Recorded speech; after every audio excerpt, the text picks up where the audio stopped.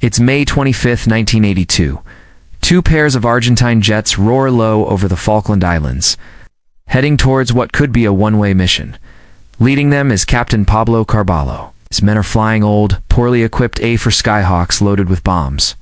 But their target, the British ships HMS Coventry and HMS Broadsword. The Argentinians have captured the Falklands, which they call the Malvinas, and destroying these ships is crucial to holding them. They know the two vessels have moved closer to the islands to cover ground troops, which gives them a chance to approach undetected by British radar. The Skyhawks fly as low as they dare, hugging the island's contours as they enter enemy range. The British ships are armed with advanced anti-air missiles and powerful radars that have been devastating to Argentine planes. Their only hope is to stay low and avoid detection. This is the story of that daring attack. Good luck, Captain. He and his wingman, Lieutenant Carlos Rink, make the charge and accelerate to maximum speed, skimming just above the waves. Aboard the HMS Coventry, the two incoming Skyhawks immediately light up the radar screens. Two hostile targets, low level, bearing 192. To add to the chaos, a British Harrier jet reports in. It's right in the firing zone. Captain, friendly aircraft, 20 miles out, British plane, and enemy fighters in the same airspace. Should he fire? In a split-second decision, he chooses. Fire the missiles.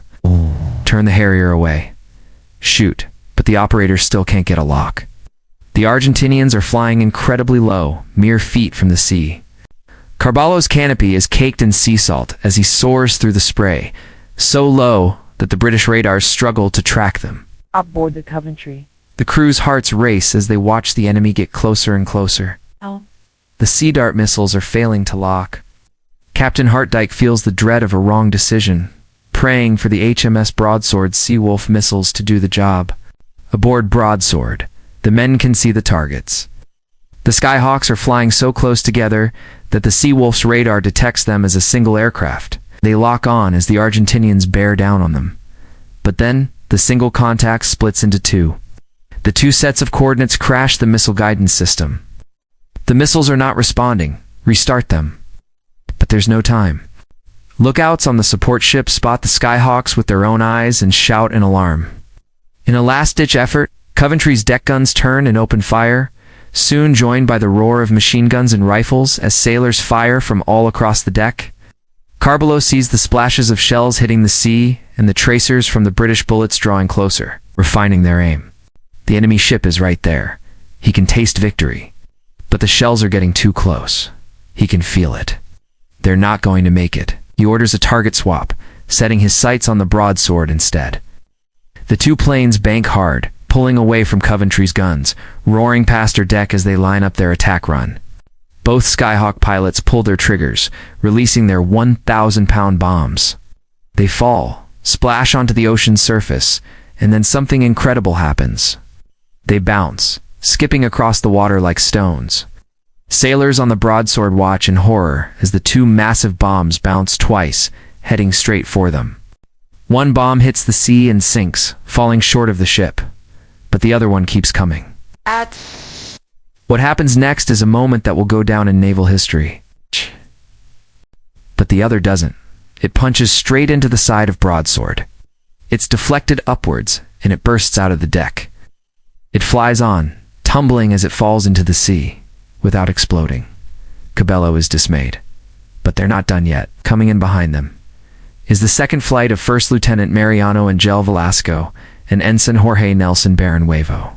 They are equipped with less powerful but more reliable 250 kilograms bombs. Aboard the British ships, they now see all four contacts on the radar, and Captain Hartdyke orders an immediate turn to starboard to allow the missiles to fire at all targets. Coventry's missile operators get a lock on Velasco, and the Sea Darts turn directly towards them. Shoot! There's a bright flash on Coventry's deck, and the missile rockets out in a plume of smoke. Just as it does, Velasco and his wingmen fly lower and lower over the water. They disappear from the British radar, and the missile goes straight. The sailors are aghast as the missile loses track and flies away. Velasco sees the missile fly off 500 meters to his right, but his eyes are locked on HMS Coventry. As he fast approaches, Broadsword meanwhile is restarting the missile systems as the Skyhawks fly in towards them. Sailors nervously stare at blank screens as they re-on a race between the Skyhawk and the rebooting computers. The screens come to life, and the sailors get to work. The Skyhawks are detected and appear on the Seawolf radar. The launchers turn, and the target is locked. But then, on their screens, they see HMS Coventry sail directly in front of the launcher.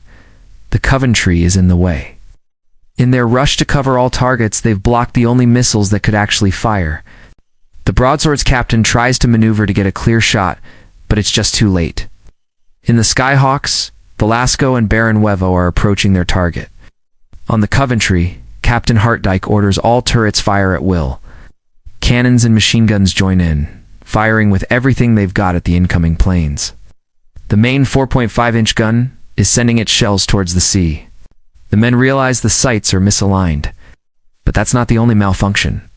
At the same time, the 20mm anti-air gun jams. The men desperately try to fix it as the Argentinian planes close in. In a desperate attempt, sailors all across the ship open fire with their rifles. Velasco and Baron Wevo release their bombs. 3 bombs are dropped. All 3 hit their target. The first smashes into the side of the Coventry, tearing a hole below the waterline and instantly flooding the forward auxiliary machinery room. The second and third bombs hit just moments later. They strike the forward engine room, killing almost everyone inside. The Coventry lurches hard to port. Within minutes, the ship is listing badly. Water pours in through the bomb holes. 20 minutes after the attack, the Coventry capsizes. 19 sailors were killed, and the ship was lost forever. Thanks for watching. If you enjoyed this story, make sure to like and subscribe for more incredible military history. The sea churns as everything we have is directed toward the advancing Skyhawks. But it's all too late. Echo over the intercom.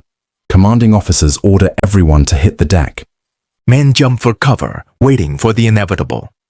Velasco sees the enemy ship in his view and pulls the trigger. His A4's 20mm cannons are unleashed, spraying lead across the deck and superstructure. He releases his payload. The bombs fall away, arcing lazily before slamming into HMS Coventry. They punch through the hull, but there's no explosion. Seconds drag on as men start to get back up. Then the bombs detonate. 2 huge explosions rock HMS Coventry. In the air, we're elated to see smoke pouring from the Coventry. We've done it. Surrounded by smoke and destruction, screams fill the air. The ship is listing. My intercom is completely dead. It's no use. I need to get out. Captain Hartdyke fights his way through the smoke-filled corridors, the ship groaning and cracking beneath him. Finally finds an exit and steps into the cool, crisp air of the South Atlantic. Once on deck, he expects chaos and panic, but instead, he's met by a sight that fills him with pride. His men are performing an incredibly professional evacuation. This wasn't just luck. It was the result of countless hours of practice. Sailors are pulling their comrades from smoky cabins, administering first aid on the deck, and preparing life rafts. They're helping each other into survival gear, a well-oiled machine springing into action amidst the crisis. The deck suddenly shifts beneath Hartdyke's feet as the hull begins to list dangerously. Dazed and wounded, he has no choice but to sit down on the tilting deck while his crew abandons ship around him. But Captain Hartdyke wouldn't leave until every single one of his men was safe. He waits until all the sailors have boarded the rafts. Now, he's completely alone on the upturned hull of the Coventry. He takes one last look at his smoking command, knowing he has done his duty. Finally, as the last man off, he boards the final survival raft and drifts away. Thanks to the professionalism of the British crew, 170 survivors were rescued from the icy water by HMS Broadsword and helicopters. Tragically, 19 men lost their lives in the attack. On the other side, all the Argentinian pilots returned to their base, celebrating a victory. However, this success wouldn't be enough to turn the tide of the war. For another incredible story of modern air combat, check out our video on the time MiG-29s ambushed F-15 Eagles over Iraq. Thanks for watching.